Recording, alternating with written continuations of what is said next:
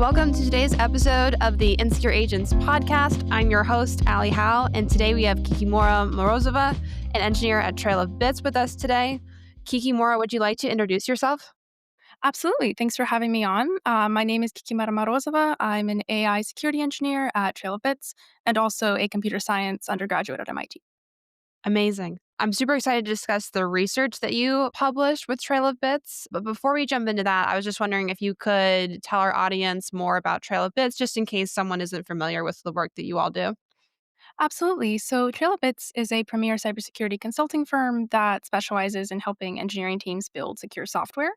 We focus exclusively on software security, excluding traditional IT, network security, or enterprise security.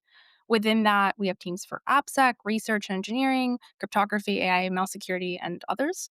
I personally have been very lucky to work on AI security related problems for both the AppSec and the research and engineering branches. One of the blogs that caught my attention from you all recently was this one about image scaling attacks. I think we're seeing more teams develop multi-modal AI. Could you tell us more about what that research entailed and what an image scaling attack is? Yeah, so just for some definitions, image scaling attacks are attacks that exploit the image preprocessing layer in AI systems and use that to cause unintended behavior, whether that's prompt injection or backdoors or poisoning of some kind. And these have been known in the literature for quite some time, since about 2019, when they were mostly used for kind of backdooring models. But Trail of Bits' main research contribution here was my colleague and I, Suhasabi Hussain, worked on a project weaponizing this against production AI systems with the kind of prompt injection angle. So basically saying, okay, AI image systems don't see the same way that we do, where if you show us a high resolution image that looks basically the same as a low resolution image most of the time. But AI systems, if you show them a high resolution image and you don't scale that down, that's a lot of compute, that's a lot of processing power. So companies don't want to do that.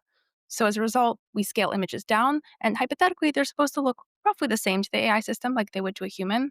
But the algorithms that are used for this are vulnerable. And so if the algorithm that's used for this is too aggressive or uses some kind of like prioritization of various pixels in an image over others, you can exploit that, whether that's for backdooring or now for prompt injection. Interesting. I feel like we see sort of maybe similar things with text when it comes to indirect prompt injection, where people will hide a prompt within a file or they'll use hidden characters. So, like, our eyes can't see it, but the LLM can see it. Is that the similar concept to how these image scaling attacks work, where a hidden prompt gets hidden in the image somehow? Somewhat. So it is the same core idea of, covertly injecting data. Key innovation here is compared to, white text on a PDF, which we've all seen and does still work on production enough times to be concerning. To the human eye, even if you were very trained and perceptive and were looking for these things, you really couldn't catch it. As compared to a PDF, if you're going through and text highlighting and you see at the bottom, hey, there's this like hypothetically empty block of text that's been highlighted, something's probably wrong. Or, you have these automated scanners for like Unicode characters. So you can make sure that there's not like a little prompt injection tagging along an invisible character when you're pasting content into your LLM. But this doesn't exist for images. And there's really no way to tell that your model has been injected unless it's already doing malicious behavior. Wow, interesting. How does someone hijack the downscaling algorithms that are used with images? Yeah, so there's kind of a couple steps here. We don't know how the LLM sees for most of these black box models because, of course, those algorithms are generally speaking not public. So, first, you have to fingerprint things. And this is something that Trailbits built an internal test harness for. And something that we do is we say, okay, what kind of processing steps is this model doing? Are we converting file types, maybe PNG to JPEG? If we're downscaling, we try to fingerprint what that algorithm is. And not only what is the algorithm, but what is the library and what are the parameters being used? Because that's the most effective way to say, okay, how can we reverse engineer this? How can we make this attack as tailored as possible? On one of the examples in the blog post that you brought up, we were doing this on Gemini, right? And so we were like, okay, it seems like this is using a technique called bicubic downscaling, which is known in the literature, but there isn't essentially no downscaling algorithm is invertible inherently due to the nature of what you're doing, which is crushing data. So there's not a current injection suite for this. So we say, okay, what pixels within an image is this bicubic algorithm focusing on or prioritizing as high importance? And then we say, okay, let's focus on those. Let's see what kind of perturbations we can embed. And in the specific technique that we did, which is not necessarily generalizable to all downscaling algorithms, but most downscaling algorithms have a technique that will work, we said in dark areas of the image, we're going to perturb the red channel. because this is the least visible to human eyes, but very visible to the downscaling algorithm, as in we will amplify that red change over the image. The result of this was, I think it's visible in some of the images on the blog post, is basically saying in these black areas of an image, it looks black when at high resolution, but then the background becomes this kind of red color and the text stands out as black on that red color. And then at that point, the model looks only at that downscaled version and can see, okay, there's text in there that I, as the model, should be acting on. Wow, that's super cool. I feel like this is similar to a concept I was learning about where people were trying to hijack audio models as well, where they were just like adding these perturbations or whatever you call them to audio files, which are invisible to the human ear, but the LLM can understand it and cause it to take a different behavior. When you all are figuring out how to do this, whether it's an audio model or an image model, how do you begin sort of attacking these different models? Like, is it a lot of just like trial and error, like figuring out like what works? Like, if the human ear can't hear it, then like, how do you know where to start? I guess. Yeah. So actually good examples from a recent audit that we did. So obviously can't say the client or the target, but we were working on a AI CLI development tool. So we look at, okay, what kinds of inputs does this system accept? So for the audio example that you brought up, not applicable here, but for example, we say, okay, what is the range of audio that can be encoded in the kind of audio file that this accepts? Does the system then limit, cut out maybe the top amount of however much frequency it is that the human can't hear? If the system doesn't do that, well, we know that that's immediately differential. That's something that the system sees that a human auditor or a human user does not see. And this is always a dangerous concept, especially within AI, right? Because if an intelligent system can see context that is being provided by a human and therefore trusted, and the human can't see the context that they are providing, this is a problem. And so we'll go systematically through each of these different kinds of files and say, okay, where are these differentials present? And then we say, are any of these exploitable? And sometimes they're not, right? If the top part of the range is so small that you can't really embed anything interesting in there, or maybe the system just deprioritizes the top part of that range so much compared to the bottom part that it's essentially non workable, then we move on to the next thing. But often they are.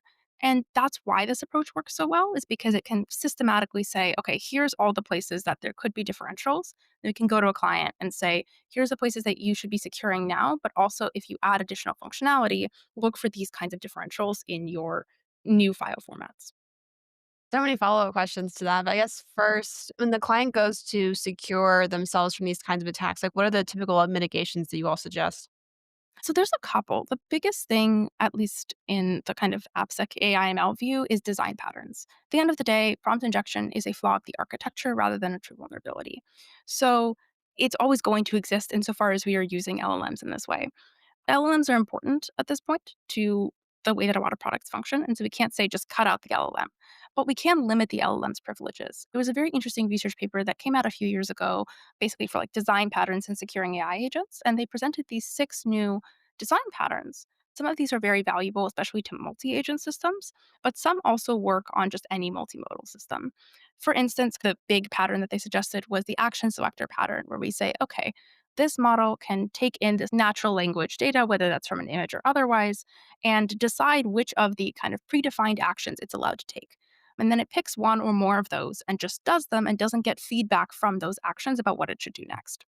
This is pretty secure in that, say you have asked your LLM to go make an HTTP request to some external location, and this is a GET request. Whatever comes back from this GET request can't then, prompt inject the context window. There's also some problems here because there's functionality that you need feedback from whatever you're doing to be able to implement. And so there's a couple of other design patterns that we can recommend or modifications to those design patterns that we can recommend to clients to say, okay, how do we balance usability and security? And how do we basically have models that can decide before they can be poisoned by some external thing that they might find through a request of some kind, what they're going to do. And that way they can't kind of escalate their own privileges based on some external piece of data. Yes, I think I saw that same paper as well. I think I saw Simon Willison talk about it as well, like with the dual LM pattern, which is like another one of those 6 mitigation strategies. I feel like we're waking up to this as an industry where how you architect your agent, like you said, really opens up yourself to different like risks. And prompt injection is just a part of AI. It's not going away. It's not like a true vulnerability. We have to assume breach and assume that a prompt injection is going to happen. And so making these architectural changes like you're suggesting, I think are a great example of adding in hard boundaries that can actually stop the agent from taking further actions or acting on untrusted data and getting into a lethal trifecta type situation. So I think that's really, really great advice, especially when I'm hearing more and more people talk about how, LM guardrails, for example, are a soft boundary. They help, but they're not like a true solution. So those hard boundaries and those architectural changes, I think those are definitely great ideas for sure. You said most of this research was done on Gemini. Is Gemini more susceptible to image scaling attacks or are other models as well? Not necessarily. So, important thing to recognize here is it's not a specific downscaling algorithm. It's not even a specific signals processing algorithm. This attack is based on the Nyquist-Shannon sampling theorem, which is something that we bring up a little bit in the blog post, but essentially boils down to if you're going to be processing data in a way that's lossy, in a way that's especially severely lossy, like a lot of these systems are, because if you have a really big image, you still want to be able to process it, but you have to squash it down by quite a lot in the dimensions axis, then that loss inherently allows for some amount of embedding of malicious data that can be revealed because you can't accurately get a sample of everything in that image because of how much you have to scale it down. Gemini just happened to basically be the target that we chose. And the attack works on Gemini. We wanted to have a kind of production proof of concept to kind of make it clear to people that this was not a theoretical attack. This was not something that's just in academia, because this was very well described in academia, but something that is a real legitimate threat that people have to be thinking about when designing multimodal systems. And as multimodal systems get more kind of prevalent and popular, I'm sure that this could be done on other AI systems, whether that's, a ChatGPT wrapper of some kind. So, like, not actually the model and the model provider, but rather some kind of like third party product wrapping it, or on even the provider itself, like how Gemini is a provider. The important thing to note here is that whether you're building on top of an existing system or whether you are the existing system, you have to be thinking about what is actually happening to multimodal inputs and is the user seeing the same thing that the model is seeing. At the end of the day, if you had more transparency of, this is hard to do on a CLI. I get why this would be difficult to implement technically, but if the user can see the same, downscaled image that the model is seeing, then they can identify, oh, look, that doesn't look like what I uploaded. That's clearly prompt injected. Until that happens, we can continue seeing these kinds of vulnerabilities. To clarify, are you saying that model providers like Gemini and Google, for example, should be changing their CLIs to help you understand if there's a prompt injection visible in the image or not? Or is this responsibility to prevent image scaling attacks more on the user and using some sort of tooling on their end to make sure whatever image they're uploading does not have an image scaling attack? As lovely as it would be for every user to have the time to kind of check their images, unfortunately, this isn't reasonable. We did come out with kind of like a test suite tool called Anamorpher that could be used for this, but objectively, no one really has time for this. It is on kind of developers of AI applications, whether that's the provider or third party service, to help protect their users. Again, at the same time, these things are technically difficult, especially on a CLI, especially for developers who might get, decision fatigue and just say YOLO, allow everything. I don't really care. This is an untrusted repo. And protecting against that is a very difficult problem and ends up being a lot of a social engineering problem and a lot of a UI UX problem, as opposed to even a like strict AI security one. But I do think it is still an important problem to think about and protect against, especially in kind of high importance applications.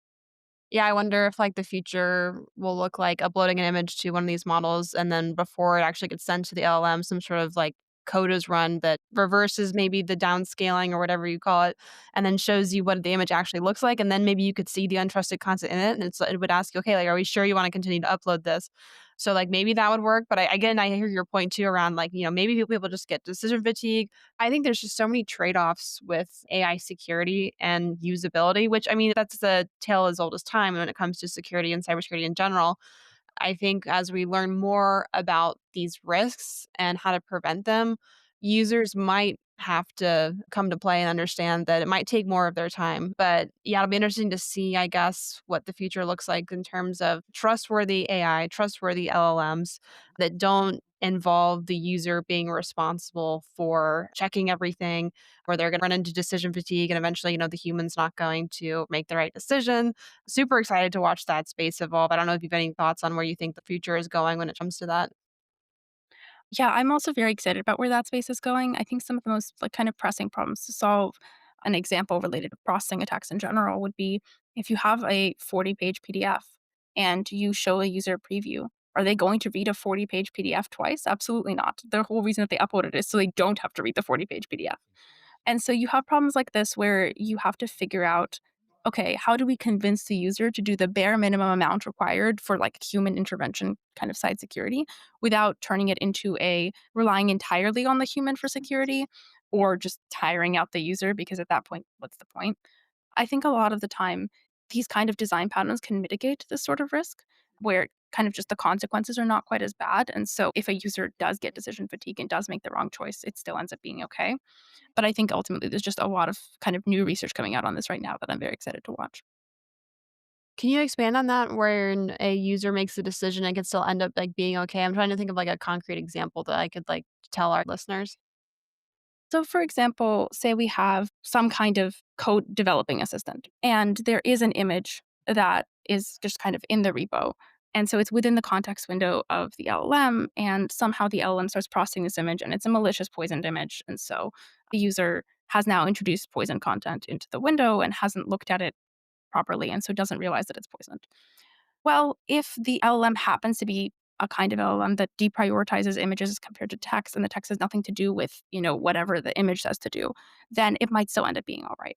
Or if the image tells the LLM to go call out and phone home to some random URL and like exfiltrate user data, but the LLM has used an action selector pattern or planned an execute pattern and hasn't allocated that, it will warn the user and say, hey, like, why is something in this context asking me to go call out to this endpoint when I was just supposed to use a like a read image kind of tool?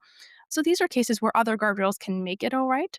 But again, these are never guarantees, right? Because the injection can be much sneakier, it can be much more covert and can bypass these things, or it can be for something that doesn't require EXO but is still in some way dangerous, like maybe poisoning a local context file.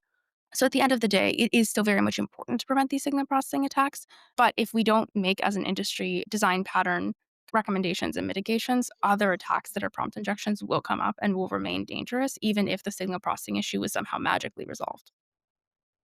I see, that makes sense. It kinda reminds me of Johann Rydberger's research that he put out around some of his exploits with Claude Code, where he got Claude Code to essentially ping his website and append, like, a secret to the subdomain part of the URL that he was using for his website, and he was able to do that through, like, a textual, like, prompt injection, and that was because I think he said that ping was one of the commands that Claude allows, like, by default. You don't have to like, give it permission to run that command. Like, even without, like, YOLO mode, it'll just do it by itself without you saying, "Yes, it's okay to run, like, a ping command."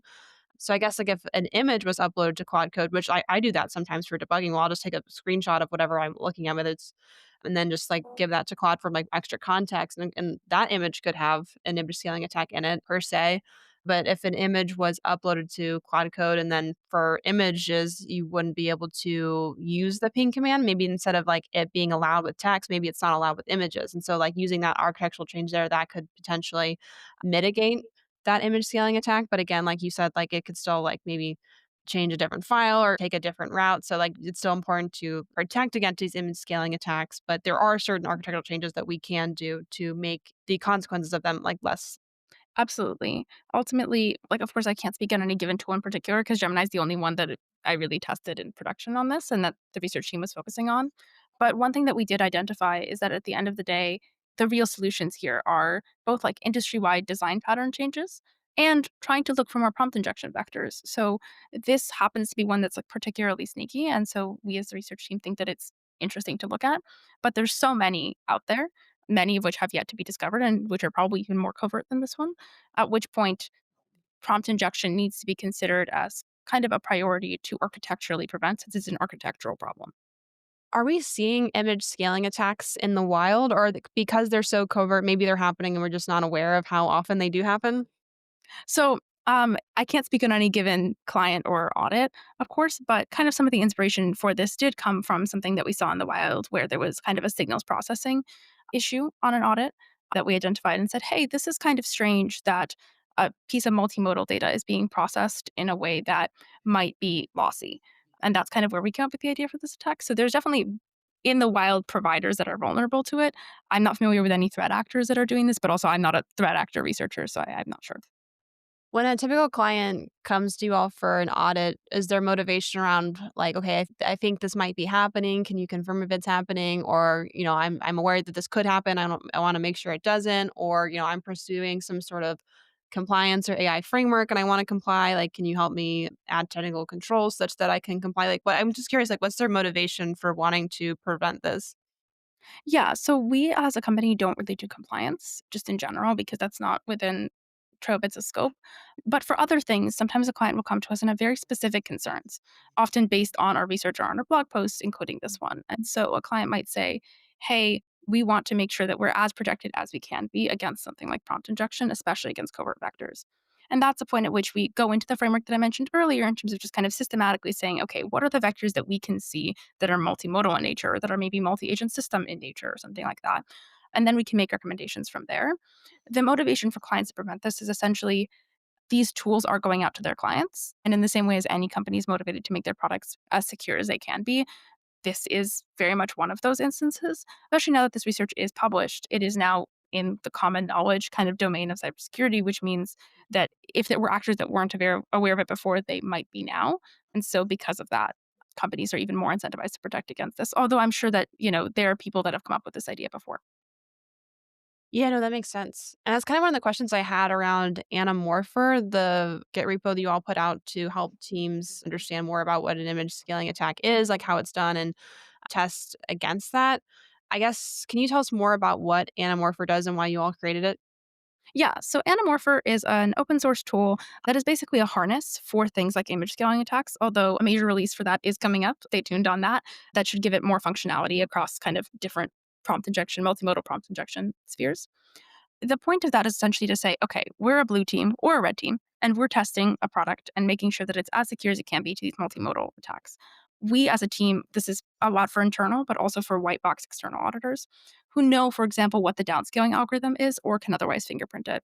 And then say, okay, can we craft a payload that if the system is vulnerable to this and the particular downscaling algorithm that's being used or other image processing algorithm that's being used is vulnerable, Anamorpher lets you just kind of automatically see what the results of a downscale would be from a kind of like injection harness for a lot of these basic downscaling algorithms. So, for instance, if you have bicubic, bilinear, these are some of the kind of names for the most common image downscaling algorithms. Anamorpher comes built in with a script that will make an injected image for you from an image that you upload and from another image that contains the text that you want to upload or that you want to inject with. And then it also has a kind of reveal side that will show you the output of that.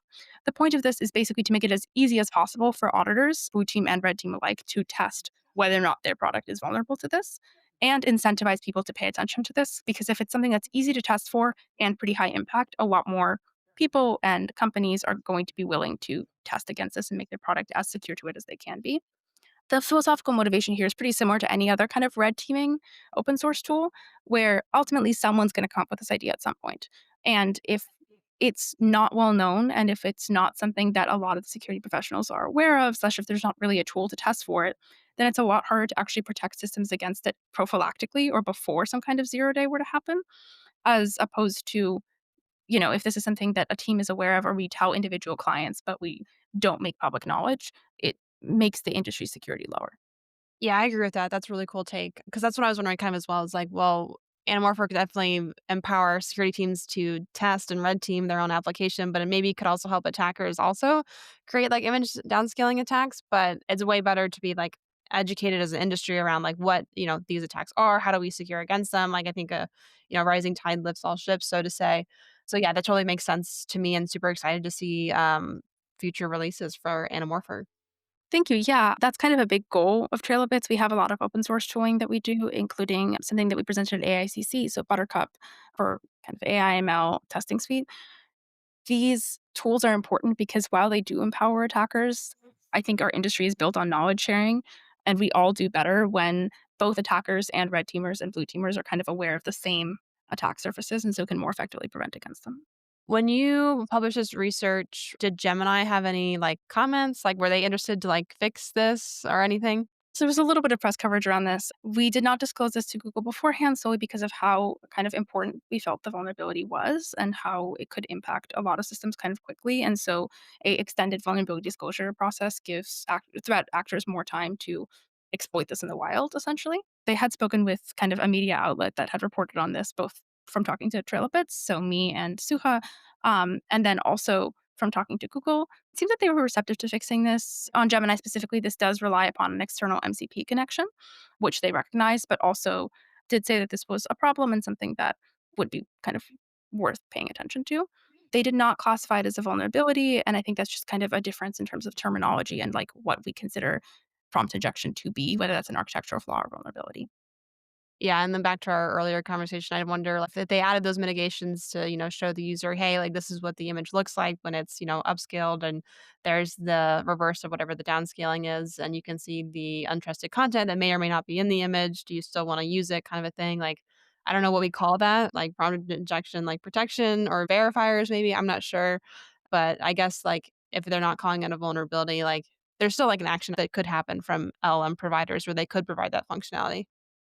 Yes. I mean, I do think user first of all, user transparency is always good, and I do think that there are solutions to this. Whether or not LM providers choose to implement this is ultimately a question of how they're balancing security versus usability, and if Mhm. they're transparent with their users about what their calculus is on security versus usability, that's kind of the most important part. That way users can make an informed decision about what provider they want to use, or developers can make an informed decision about, you know, whose API they want to be calling to at the end of the day. And Google wasn't at all hostile on this, to be clear. They just have different internal terminology for this than we do. Yeah, it'll be interesting too to see how the different LM providers like may use security as a business enabler or a differentiator between themselves and others. And I wonder too if like if more of these LM providers maybe, add this sort of functionality or start talking about this, then perhaps they all will. It just maybe takes one or two to kind of just like start the trend. Yeah, I think that there's very much future potential to do this. And depending on what the threat landscape looks like, if we do start seeing this be exploited in the wild, that might motivate more providers to look at it. I think it really just depends on what the future for this attack looks like. And I'm of the belief that, signals processing attacks have a lot of variance and a lot of kind of future possibilities for them, where transparency is one mitigation. But also these providers or even, developers on top of them that like hook into these providers to do various tasks can use design patterns as well as a mitigation, even if the core provider doesn't do some kind of pre-process or doesn't show the result of some kind of pre-processing on an image. If a team is starting to work with and build multimodal AI systems, where is the best place for them to go to learn about these design patterns or mitigations? I would say that I've learned a lot, like reading the Trail of Its blog and other blogs like it. We have a couple of blogs focusing on this, whether that's Pajamas, which is kind of about multi-agent systems, to things like this that are focusing on image scaling attacks.